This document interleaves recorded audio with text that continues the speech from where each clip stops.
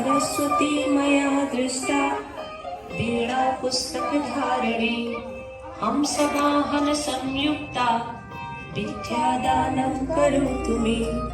प्रथमं भारती नाम द्वितीयं च सरस्वती तृतीयं शारदा देवी चतुर्थं हंसवाहिनी पंचमं तु जगन्माता षष्ठं वागीश्वरी तथा सप्तमं चैव कौमारी अष्टमं वरदायिनी नवमं बुद्धिदात्री च दशमं ब्रह्मचारिणी एकादशं चन्द्रघण्टा द्वादशं भुवनेश्वरी द्वादशैतानि नामानि त्रिसन्ध्यं यः पठेन्नर जिह्वाग्रे वसते तस्य ब्रह्मरूपा सरस्वती।